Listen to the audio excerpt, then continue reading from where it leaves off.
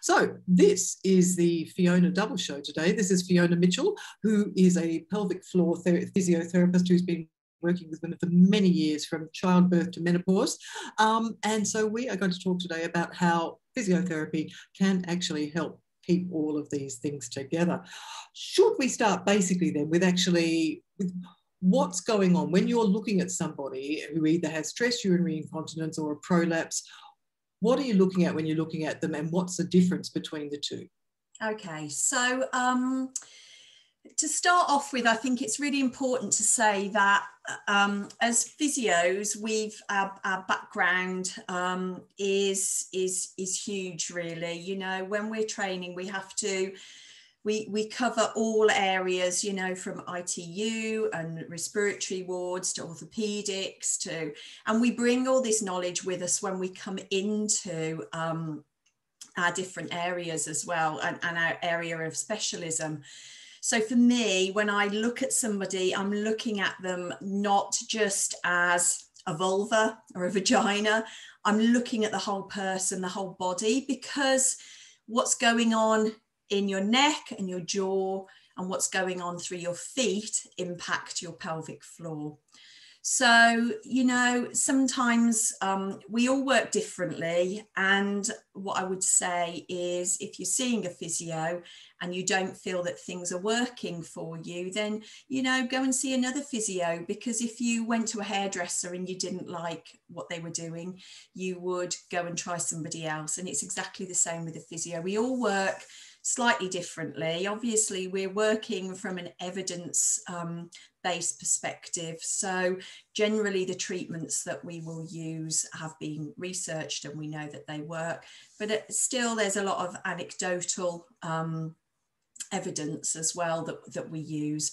So when I'm looking at somebody, as I say, I'm looking at everything from the way that you walk to your posture to the way that you're breathing, to the way that your muscles are working, the synergy of your muscles, to the scar tissue that you might have, you know, and that might be scar tissue from a gallbladder removal, from an appendectomy when you're a child, right down to maybe C-section scars, abdominal hysterectomy and gynae surgery scars, and episiotomy scars as well.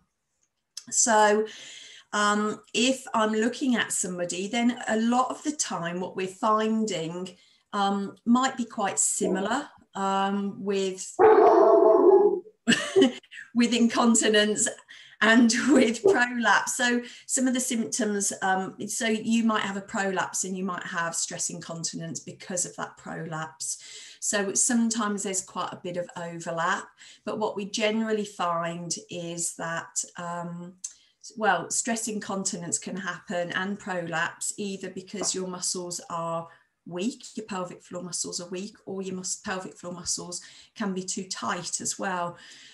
It could be that the scar tissue is pulling and actually not enabling the pelvic floor muscles to work optimally. It might be that they're pulling and causing bands of tightness through the pelvic floor muscles as well. So it's quite complicated. It's a bit of a sort of detective, you know, we're doing a bit of detective work and taking off the layers really of things that could be causing the problem. So, but generally on the whole, I know that you've listened to some, one of the doctors talking about prolapse as well. And a lot of the time it's the structures that are holding up the connective tissues, the ligaments that are holding up your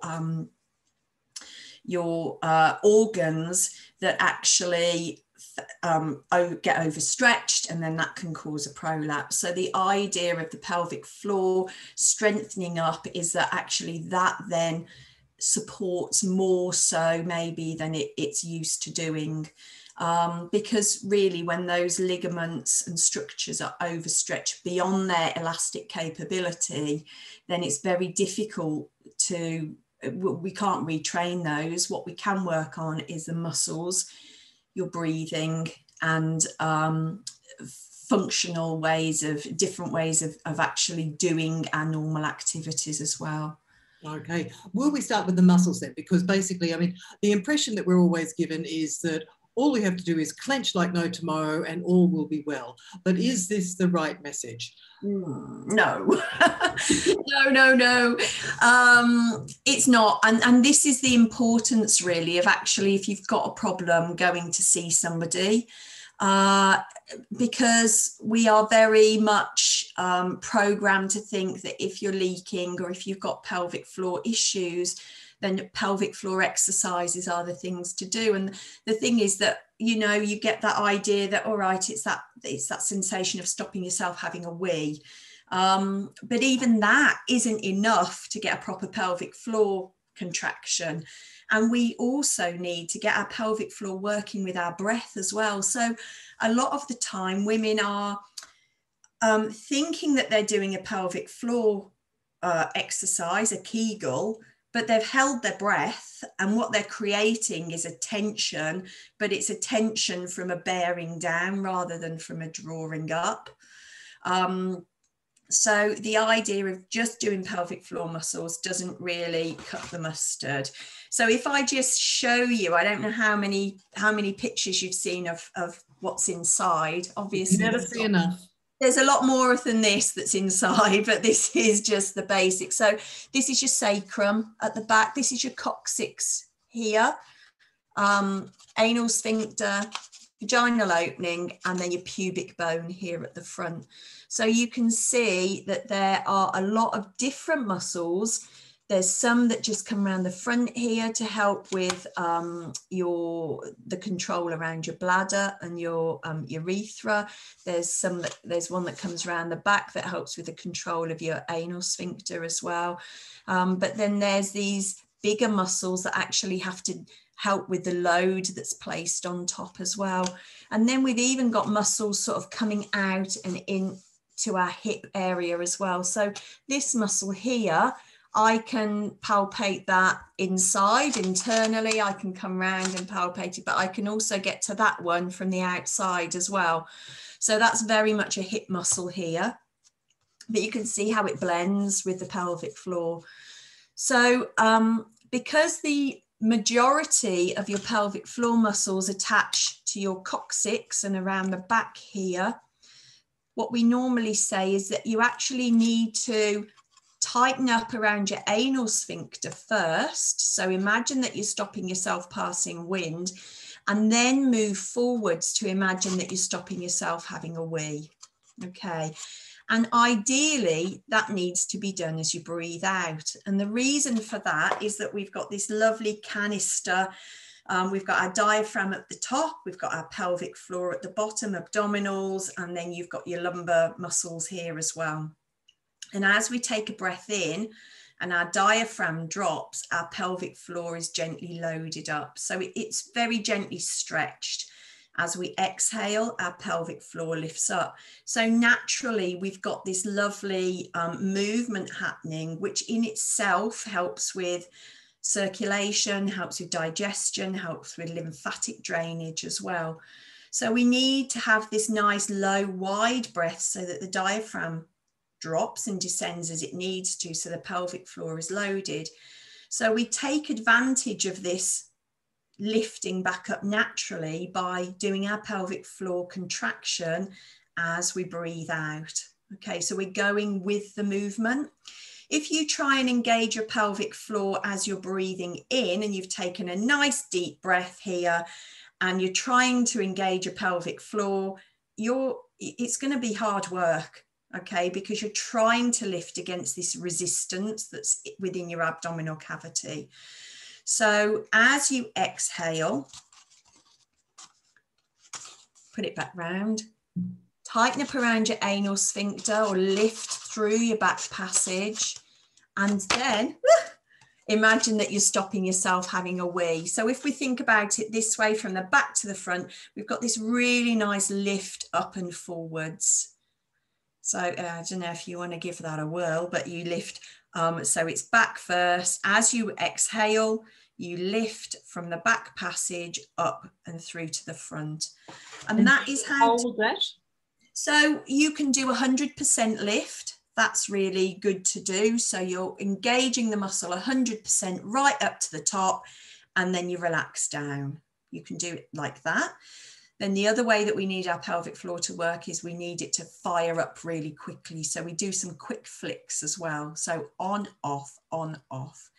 And then the majority, each, because you know around the anus and around the sort of vaginal opening, can you do them individually, or I remember one person sort of saying, describing as nodding to your clitoris. Yeah, you can. Yeah, there's lots of different analogies that you can use. But yes, you can think about drawing these 2 points together. You can think about drawing your sit bones together as well.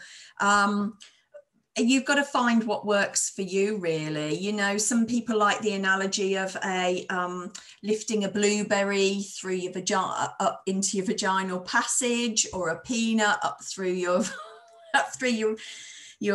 anal sphincter, or a jellyfish where you're getting this lift and then this lift and then this lift. But there's going with a jellyfish. I'm pulling a peanut. I don't like the idea of blueberries up my whatsie. So there's a really good app though that you can buy, which is NHS endorsed, and it's called Squeezy, and it's $2.99. But it's fantastic because you can set it to remind you 3 times a day to do your pelvic floor exercises, and then it gives you a I won't get it, you can have a little look, but it just gives you a visual of lifting, holding, relaxing, lifting, holding, relaxing, or the on off as well. So how often should you do it? So you're saying 3 times a day, but for how long? I mean, do we have to sit there for 30 minutes a day squeezing and relaxing, or? And actually 3 times a day is a pretty, you know, arbitrary figure, because when I see some women I'll say, you know, you need to you're fine, you just do them once a day. Other women, you know, will actually fatigue really quickly, and so 3 times a day isn't enough, but 10 repetitions is too much. So we go back and maybe we're doing 5 or 6 times a day, but you're only doing 5 repetitions, because after that the muscles are fatigued, they're tired. And when that happens, it's the same as with the rest of our body. We will compensate, you know. So when your arm gets tired, you start bringing your shoulder in as well. And we want to try and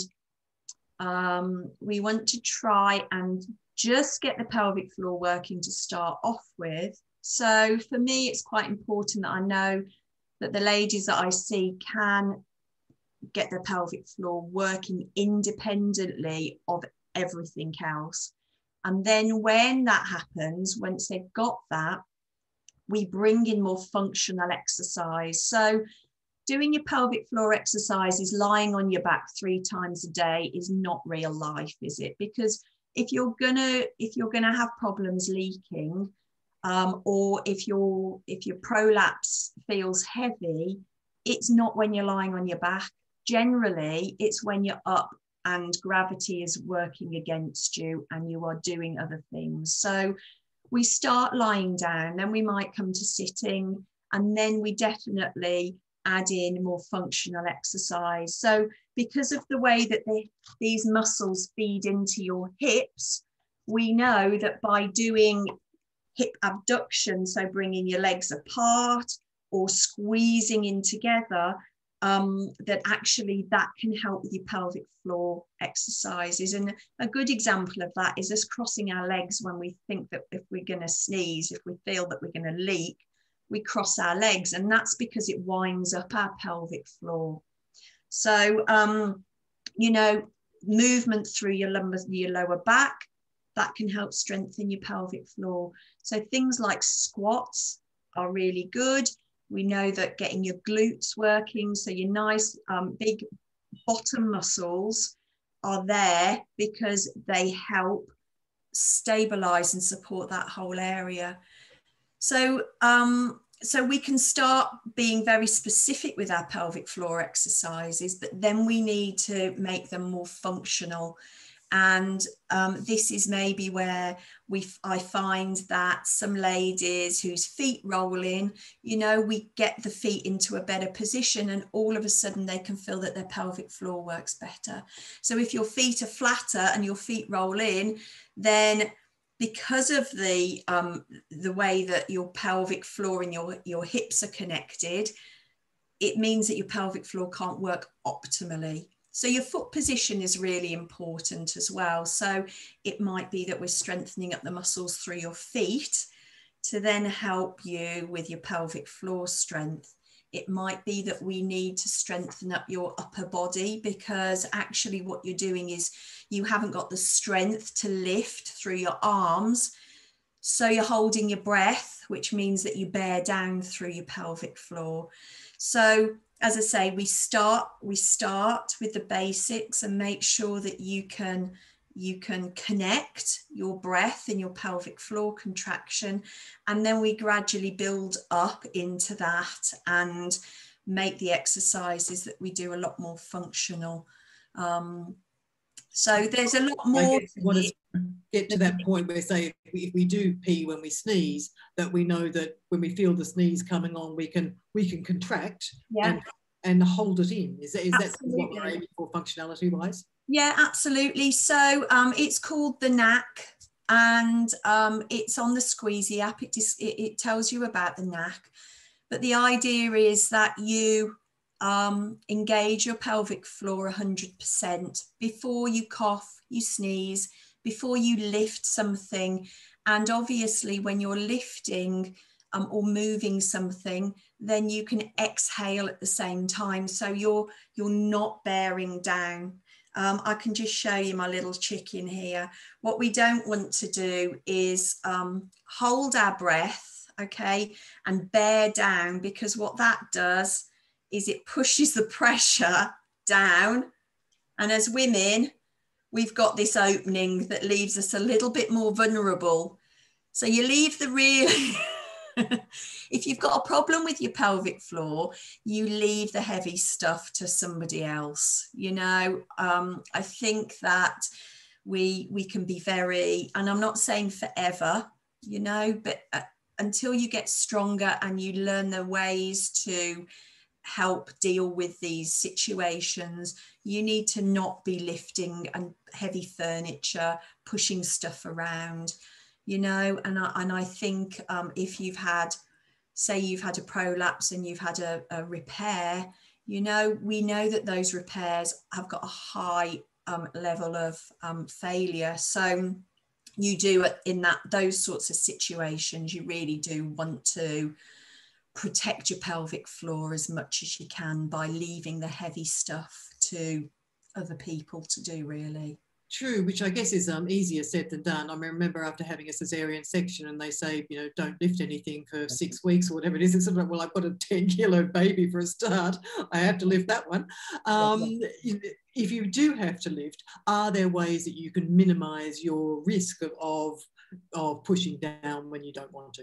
Yeah, and that's where that knack comes in. So you would prepare yourself, you know, make sure that you know where you're moving from and to. You would engage your pelvic floor and you would exhale as you made the effort. So I always say when you're so you want to exhale, engage when you make the effort. So the 3 E's. And that can really save your pelvic floor. You know, it's the bearing down that causes the problems. It's, you know, it overstretches things. It puts a lot more pressure down through our pelvic floor and our pelvic organs as well. So that's where the issue with constipation, because we can't talk about pelvic floors without constipation, that's where we really try and advise women to make sure they don't get constipated. Obviously, men as well, you know, constipation isn't a great thing for anybody. It can really have major effects on your general health. And, you know, I think men will complain, obviously, about piles. Women complain about piles and prolapse as well. So because of constipation. And when we think about the times that our pelvic floor is really vulnerable, which is sort of antenatally, postnatally, and then around the time of menopause, because our estrogen levels are naturally lower, and our progesterone levels as well aren't what they normally would be, we can have some real issues with being constipated.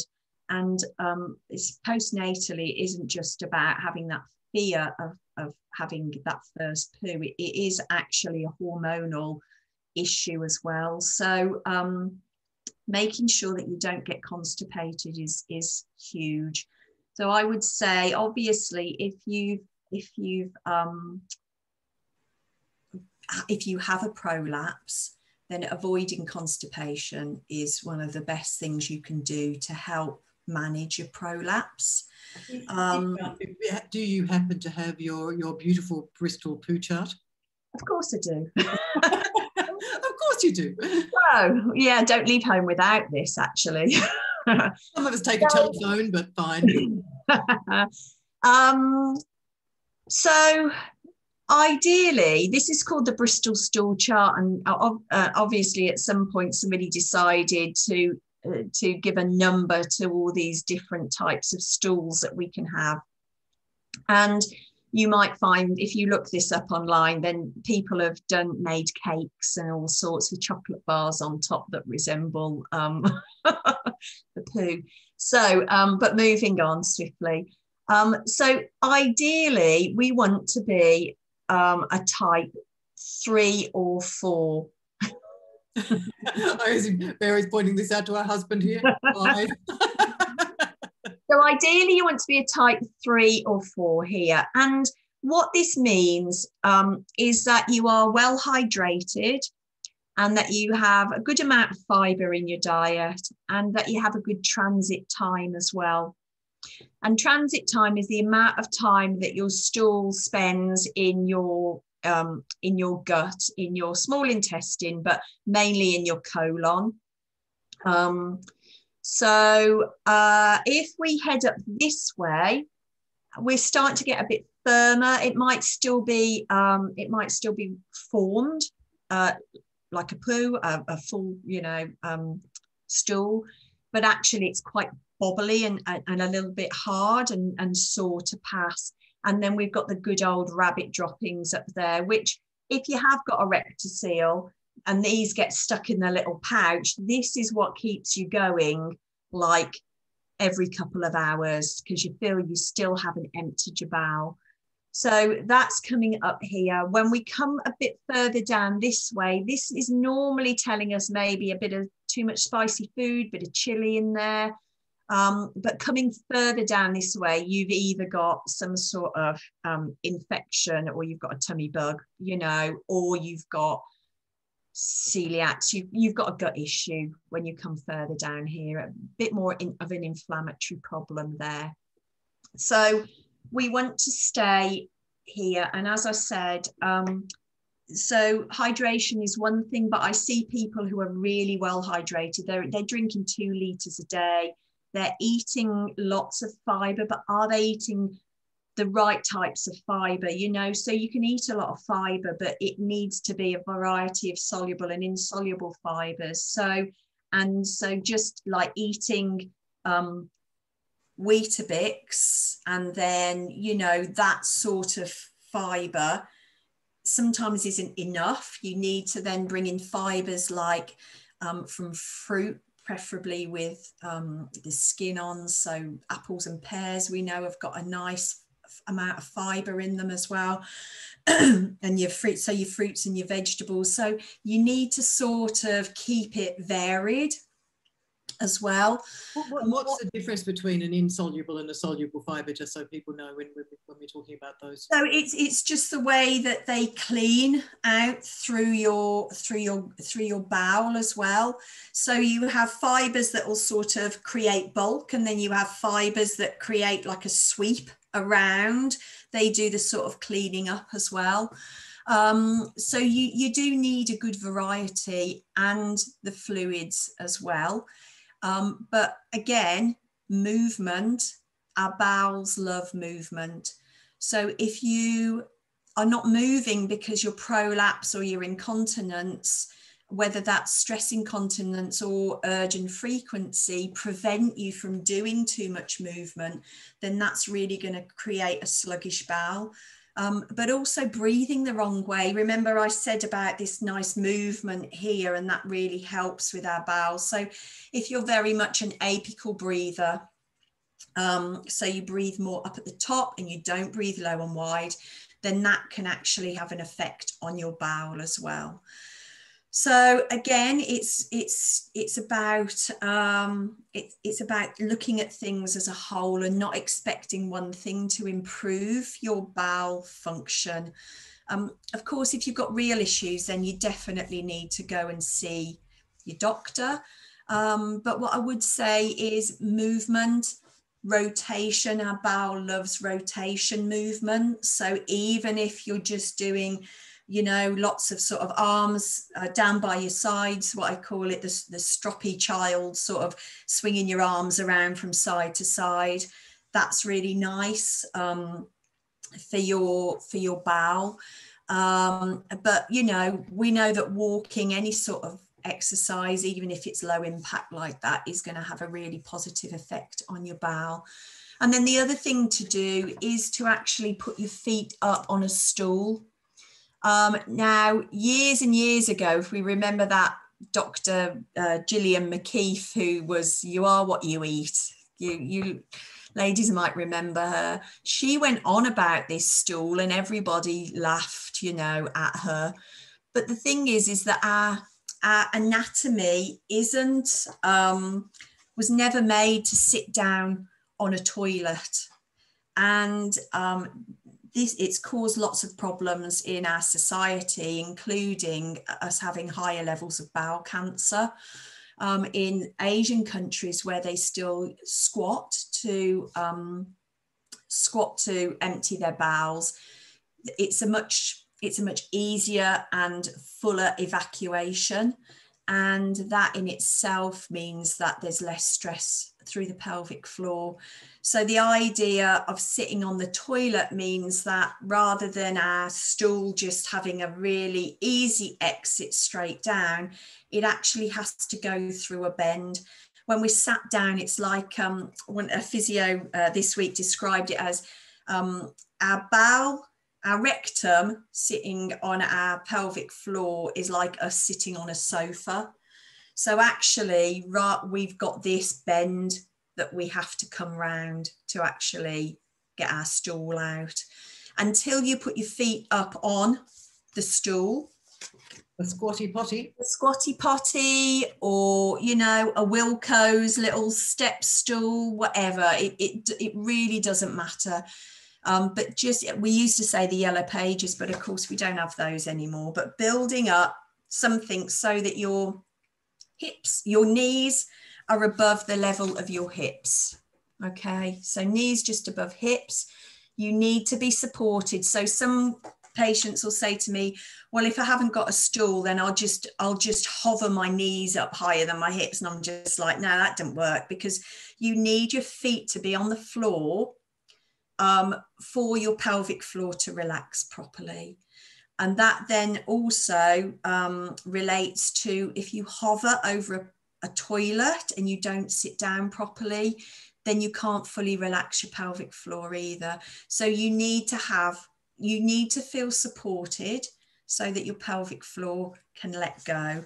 And then the other thing that we don't want you to do is this straining. Okay, so this to start your poo off. Nothing wrong with a little bit of a slight bearing down to let that anal sphincter just open. But if you're constantly sat on the toilet with this really hard stool and you're trying to force it round the corner, this is going to happen, you know, that downward pressure, which is what we completely want to avoid. So we normally say, breathe your poo out, breathe that stool out. So just if you've just think about a nice low wide breath. That's the way to think about getting that stool out. And if you're still having problems, then I would definitely recommend doing some bowel massage. And you can just look that up online. YouTube, there's plenty of videos on bowel massage, and just choose one that, you know, suits you.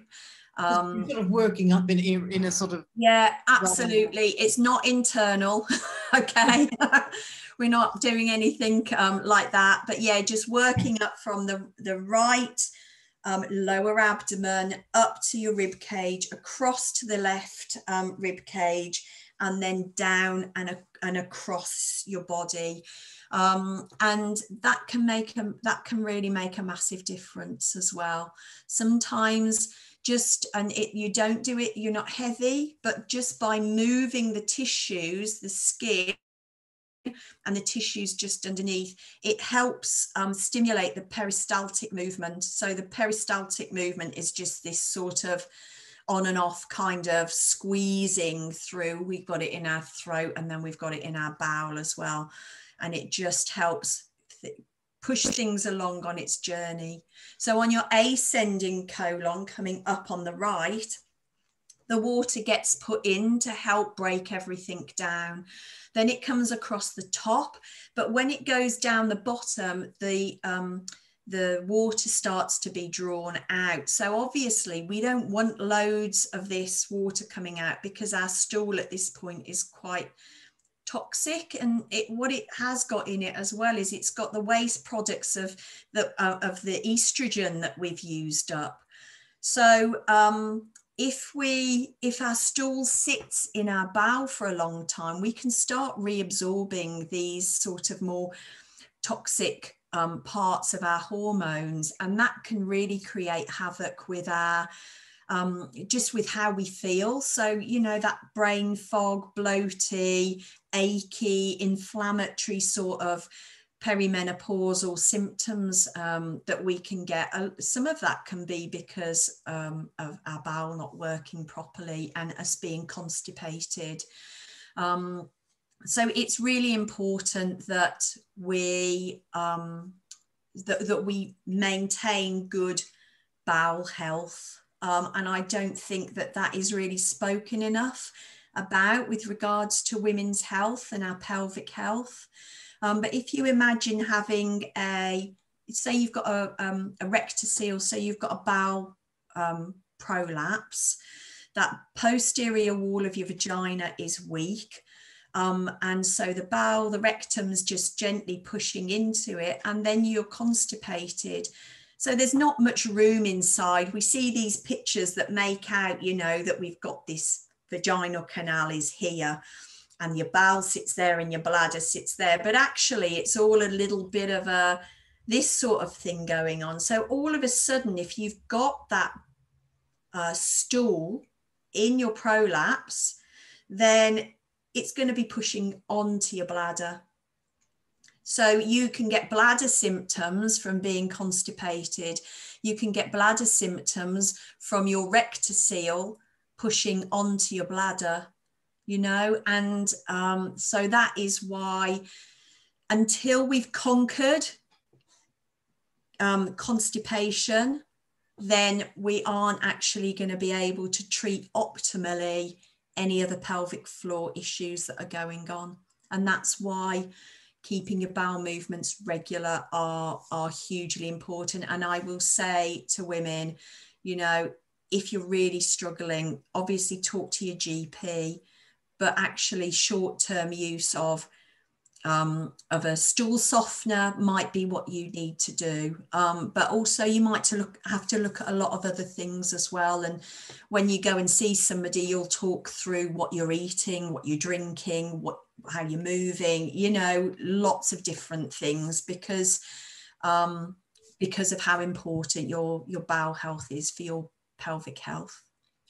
Speaking of the vagina being in the middle of this and being the sandwich, I guess, or the middle of the sandwich, we are often told that we need to buy products weights to put in there, or various devices to put in there that are going to make the pelvic floor contract. Do any of these work? And are there things that you should or you shouldn't look out for in terms of devices that are insertable? Yeah, well, I mean, every person is different and everyone will respond differently to these sorts of things. But what I would say is, ideally, you want to find out what's causing the problem in the first place, and I think quite quickly and easily we can buy something that isn't appropriate for us. And I'm not just saying this because, of course, I'd like to drum up business for women's health physios, but I think we can spend a hell of a lot of money. A lot of the devices are over £100, and but a lot of them would be more beneficial if you use them under the guidance of a women's health physio, because you can use a device, but if you're not breathing the right way, or if you're still constipated, or if you've still got other issues, then actually you're not going to benefit optimally from it. So I know a lot of the vaginal weights, secret whispers, I think that's really useful if you've got pelvic floor weakness and you know what you're doing, because that's a graded strengthening program for your pelvic floor muscles, so it's not just a single thing that you're using. You're starting with low weights and then you're gradually building up over the weeks that you're using it. And what is there? Sort of, I've never actually even looked at these myself, so I have no idea. But I'm guessing, what are they? They weigh a certain amount, and what is the aim that you wander around holding these in for a period of time and then remove? Yeah, or you do your pelvic floor exercises with them in. But if you don't know how to do pelvic floor exercise properly, do you get where I'm coming from?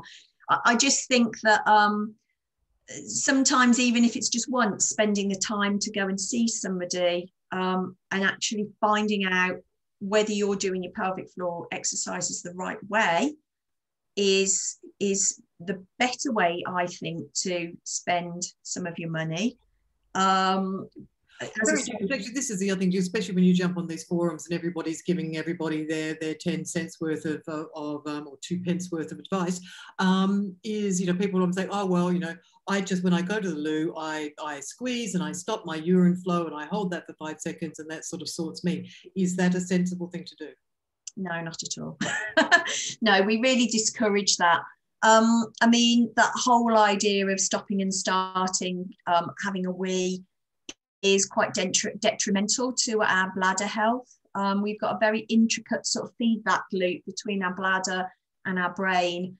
And so, if you've sat on the loo and you've let go, or your bladder, your brain said, okay, you can let go, and your bladder relaxes to allow you to have a wee. And then all of a sudden you're saying, no, stop.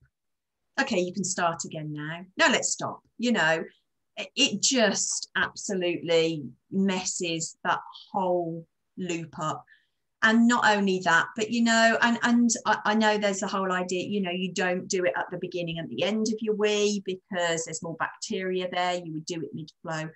I think if you really need to find out how to do your pelvic floor exercise and connect with it, doing it sort of once in a blue moon, fine, mid-flow. But it's not something that you should be doing on a regular basis. True, because I would imagine it would increase the risk of infection as well. Yeah. If you're teaching your bladder not to void itself properly, you've got residual sitting there, which is going to be a problem. And of course, when you're perimenopause or when you're postmenopausal, lack of estrogen leaves us more prone to getting UTIs anyway. So why on earth do we want to sort of bolster that up by using that situation to actually try and strengthen up through our pelvic floor? So yeah, I know. So yeah, going back to the devices, as I say, some of them are really useful, but I think that it's on a very individual basis, and it's they are best used, under the guidance of a physio, because you might be leaking because you've got hypertonic pelvic floor. So a hypertonic pelvic floor or an overactive pelvic floor is when your pelvic floor muscles are tight. So we can get. How do you know? How do you know whether or not you've got one of them? I mean, how would you know? Okay, so generally you're more likely to have pelvic pain. You may well be more constipated. You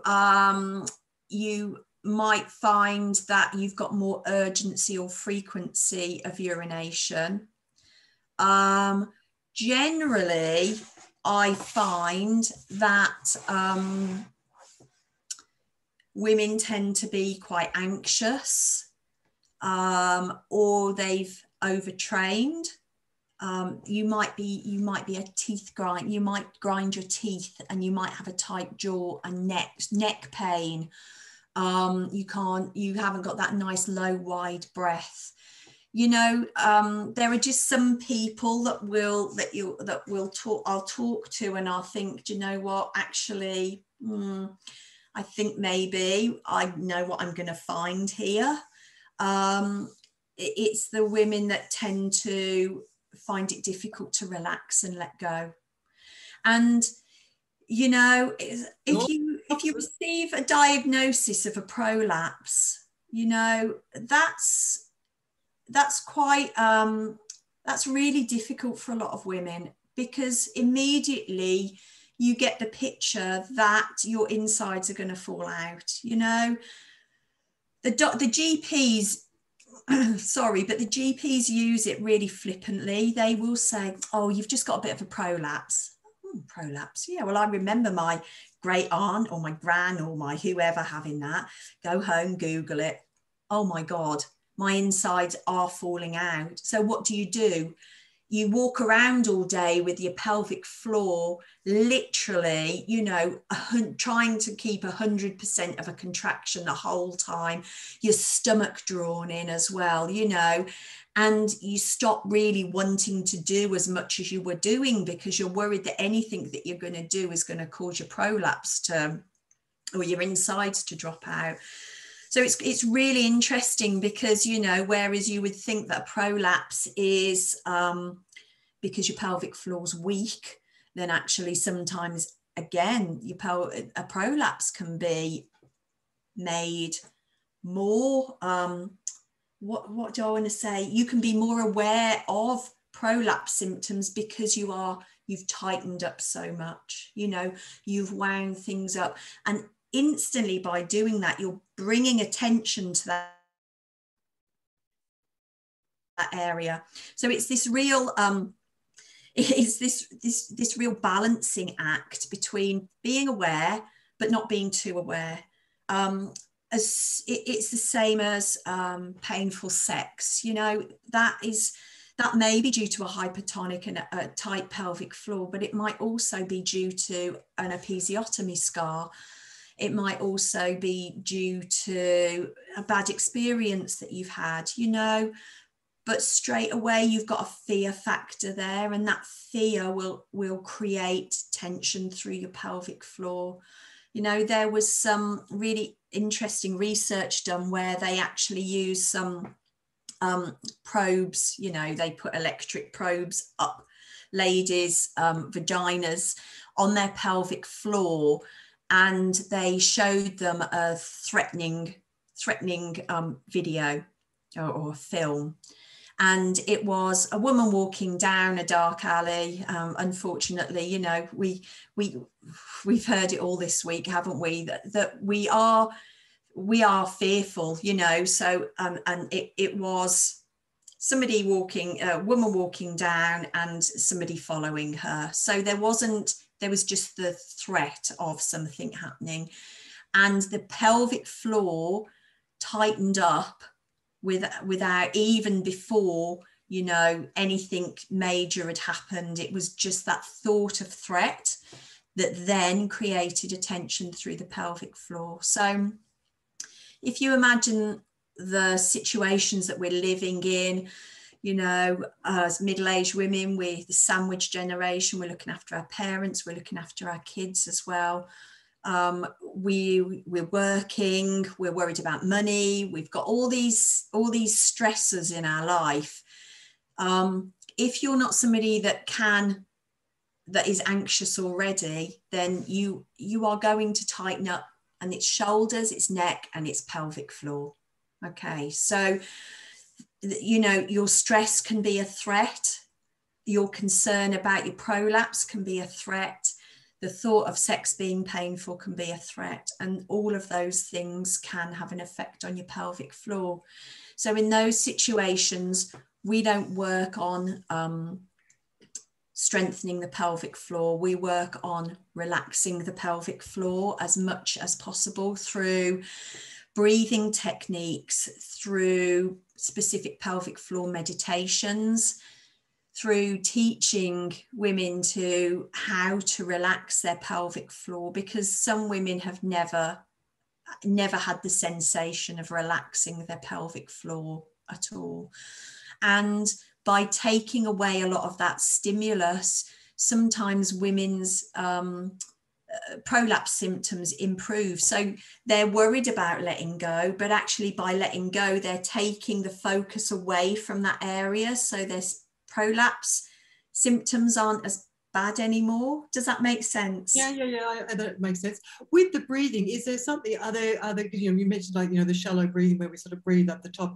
Are there simple ways that we can actually change the way we breathe that would help improve our daily life in that respect, to reduce our anxiety and our stress, but also take the pressure off the pelvic floor? Yeah, absolutely. I mean, there's quite a lot of visuals now. If you look up breathing, feedback sort of ideas, but definitely a low, wide breath. So what you can do is just think about this, I've chopped my head off now, but this area low down here. And because I've practiced for years, I can, as I breathe in,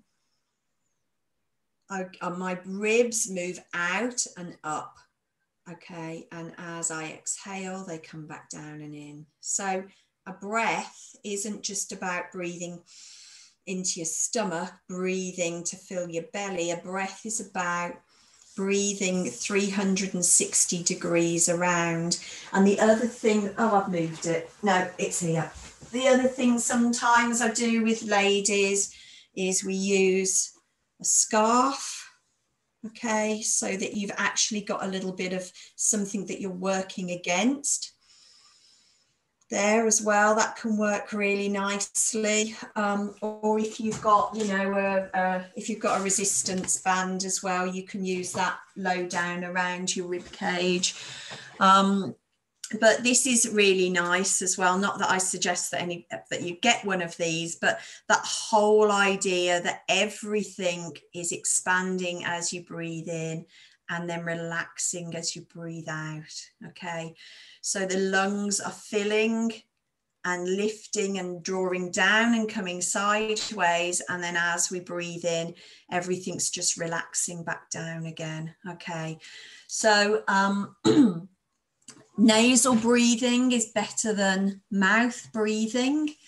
And there's some really interesting information out now, books that have been written by James Nestor has written Breath. That's a really good book, you know. And then there's Patrick McCune, who's an Irish guy who is the Oxygen Advantage. And it, you know, so things are starting to come together as to how important everything is to work as a whole. But as I say, for when I'm treating ladies, breathing is generally where we start. Breathing and constipation are sort of the first things to sort out.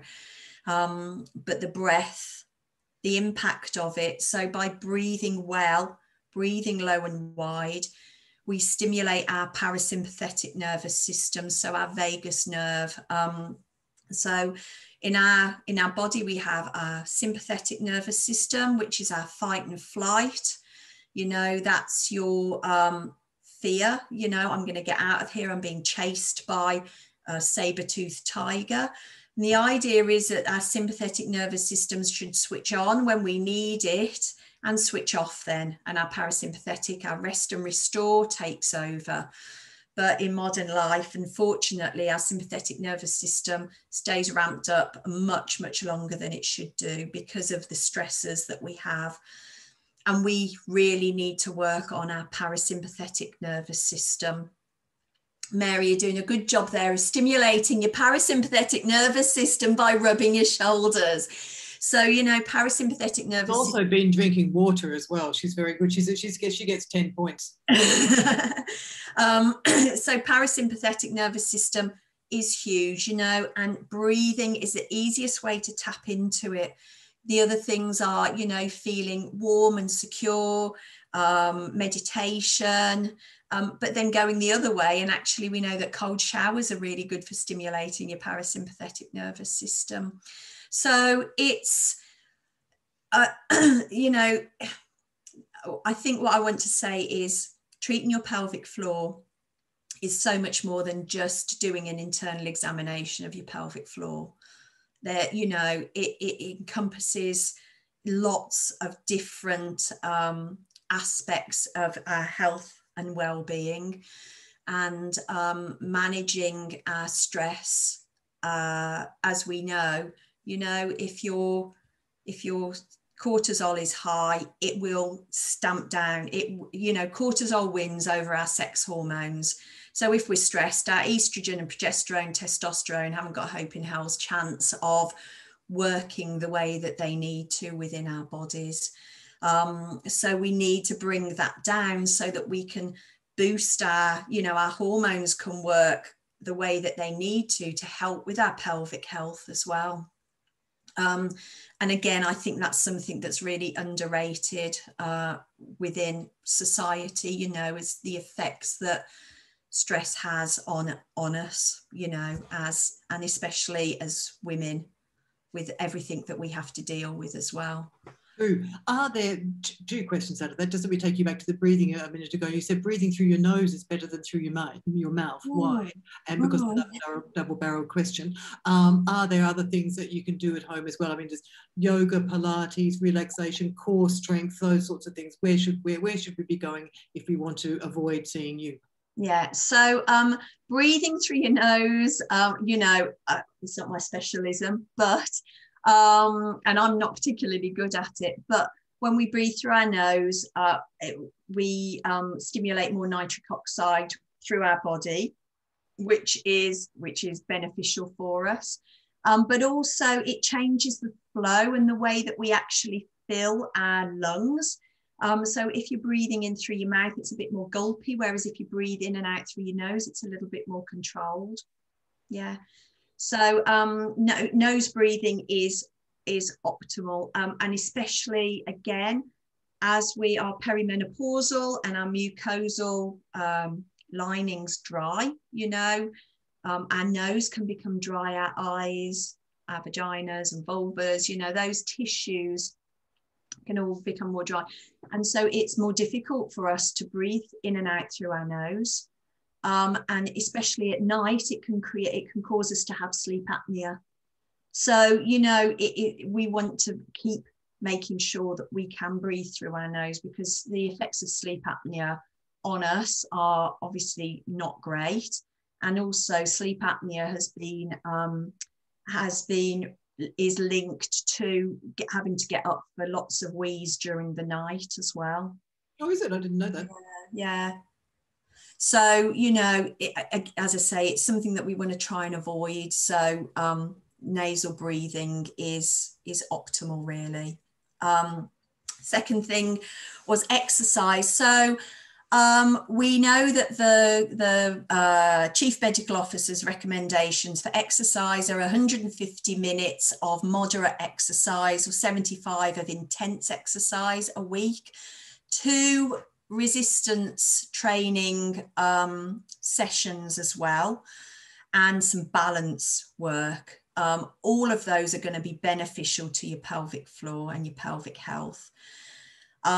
So things that we can do at home, you know, yoga is brilliant. You are breathing, you are loading through your bones, so that, you know, so helping with your bone density as well. You know, if you're working hard enough, then you're going to get a bit of a cardio workout as well. Same with Pilates as well. Pilates, I would say, if you're doing classical Pilates, it can be quite a hard and high level sometimes. If you're doing anything that causes you to hold your breath for any length of time, then ideally you don't really want to be doing that. You want to be working at a level where you can engage your pelvic floor, but you can still breathe properly, normally, as you need to. So if, say, you were to come into a plank, but you were in the plank position, but you felt that you were holding your breath during that time, then you wouldn't want to be doing that, because if you're holding your breath and start bearing down and creating tension through your abdomen, then that isn't optimal. So just drop down and do a half plank instead, or come down onto your forearms, see if that's any easier. You know, if you've got pelvic health issues, then high intensity interval training, which is low impact, is brilliant, you know, and it's a quicker way of having a workout. So you might do 20 minutes of high intensity exercise, and you can do that without doing jumping jacks. You can do that without doing mountain climbers and planks that you have to hold for a minute. You know, there are some really good exercise programs out there which are low impact. I think even the body coach stuff, if you can search and put in low impact, and it'll come up as a low impact, some of his videos there that are low impact. So there's a lot. You know, can you know, I used to run, can I continue to run? Can they do that if they've got pelvic floor issues, or not? What I would say is, we never discourage people from doing what they like doing. We will find a way that you can do it. But what we might do is we might say, do you know what? We want you to carry on running, but we don't want you to do it with a pad on, you know. Actually, we want you to be able to run dry, you know, which is why a lot of women will come in saying, I'm leaking when I'm running. So it might be that we need to take it back and look at the mechanics, and this again is where what's going on through your feet, your legs, your lumbar spine, your upper back has an effect as well. So we don't stop people long term, but we might actually need you to come back, do these strengthening exercises, then we'll get you back into it again. Women can run with prolapse. You know, women with prolapse can lift heavy weights. It's all about how you're doing things. It's about function, and it's about breathing and engaging your pelvic floor the right way at the right time. Yeah. We were actually up to an hour now already. We didn't even get to the preparing for surgery and recovering if you happen to get that far. Can we quickly whiz through that? What I would say now, it is, I see lots of women who we might work on, they might have a prolapse, and so they've come for physio to see how far we can get. And what I'll say is, actually, we can have some really fantastic results. And it might be that you need to use a pessary. And I know that one of the doctors was showing you some pessaries earlier in the week. So it might be that you use a pessary and have physio, but it might be that actually, for what you want to do and for your comfort, then actually you end up having surgery. But what I would say is that women that have seen me prior to having surgery have recovered a lot quicker than the ones that we're picking up afterwards. So whether it's a hysterectomy, whether it's a prolapse repair, whether it's gynae surgery for any other reason, definitely try and see a physio preoperatively. You would do it if you were having your ACL repaired. You would do it if you were having shoulder surgery, you know, so why wouldn't we do it having pelvic surgery as well? And I think we can teach you so much.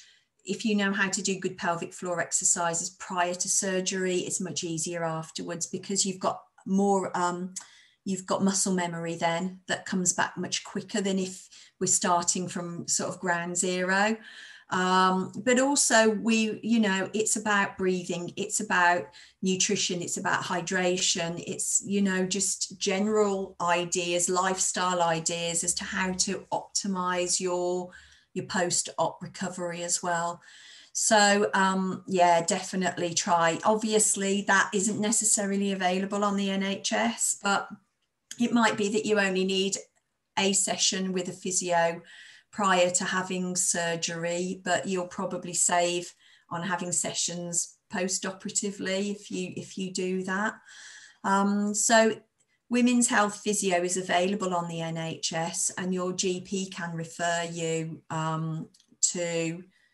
for physio, but there's also a lot of, not as many as the musculoskeletal sports injuries physios, but there are a lot more physios now working in private practice who are pelvic health physios. And you can find a physio on the Squeezy app. There's a register on the Squeezy app. And also the Mummy MOT. So you might not be postnatal, but there's also a register of physios on the Mummy MOT website as well, and the POGP website. So there's a way of finding a physio local to you. And even if you were to get in touch with me and you lived miles away, I can help you find somebody that's close to you, but we're also, a lot of us at the moment are doing virtual assessments as well. So it's a way of getting in contact with people. So yeah, I think that we treat people as a whole. We take a biopsychosocial model. So that's what's going on in your body, what's going on in your mind, and what's going on in your environment around you. We have to take all of those things into consideration whilst we're treating. Yeah, because I mean, I would never have thought until you'd mentioned it before that my jaw could have an effect on my pelvic floor or my flat inturned feet. You just don't think we always think of things in isolation, really, but everything is symbiotically connected, really, isn't it? Absolutely, and if somebody's got digestive problems, or endometriosis, or really painful periods for another reason, polycystic ovary, things that are creating pain through your abdomen, we can help with all of those because everything is just so interconnected as well. And the other thing I would say is that 96% of women who have back pain also have a pelvic health issue. So if you've gone and your back pain isn't an acute back pain, it's something that's been hanging around for ages, gradually getting worse, then women's health physios are, or you might see a MSK physio, sports physio, and you might get better. I mean, but if things persist, then actually we have to look at things from a different angle. But just, bear in mind 96%, which is huge, isn't it? Amount of women that have got problems through their pelvis as well, and through their pelvic floor. Yeah, nearly all of us. There you go. So does anybody have any questions? I know actually there's not all that many of us here today, so I'm guessing most people will be watching this afterwards. But of those of you who are there any quick questions that you'd like to ask, Fiona? Yes, I'm sorry if I've gabbled a bit. It's always hard when you've sort of got a time that you're looking at, and there's just so much to talk about, because I think the consultants are fantastic with what they do and very specialised, but as physios we tend to bring everything together. That's how I see us, as the ones that sort of don't just look at that one part that's going on. We take a whole body approach And sometimes that's what needs to happen to make a difference with regards to pelvic health issues. So yeah, yep, I think so. Helen is saying all very helpful. Thank you very much. Yeah, thank you. You have wrapped up the week very, very nicely, and it has been quite an intense week. I bet you. I'm exhausted. I never want to think about another pelvic floor thing again for quite some period of time. But it's interesting because I thought when I was putting this together, I thought, gee, you know, will we really have enough to talk about, you know, a whole hour on each of these things individually? But literally, you barely scrape the surface on Absolutely. Yeah, absolutely. There is so much more to talk about. But I think as well, if anybody's got any questions, then who are watching on the catch-up videos, or anybody that's here thinks about anything, then just my website is FionaMitchellPhysio.com, and you can just contact me there. And I always do as much as I can to help people. And if you decide that you want to talk to me specifically, then we can organise an appointment. But even just if you've got the odd question that you want to ask, then that's absolutely fine to get in touch. Yeah, brilliant. And the only other thing that I would say is that I keep on forgetting this week, the very lovely people from Emolden, UK, have said that they are happy to give people samples of their, it's a spray. So it's sort of like a moisturizing spray that you can use on external genitalia if you have irritation or things there. I haven't tried it myself, but they have apparently a lot of people with vulval lichen sclerosis and irritating things like that find it quite useful. So if anybody wants to try one of those, please let me know and I will get them to send one out. Fantastic. Yeah, brilliant. And thank you so much for wrapping up the week. That was really good. And thank you everybody who joined, and I will speak to you all of you again soon, I hope.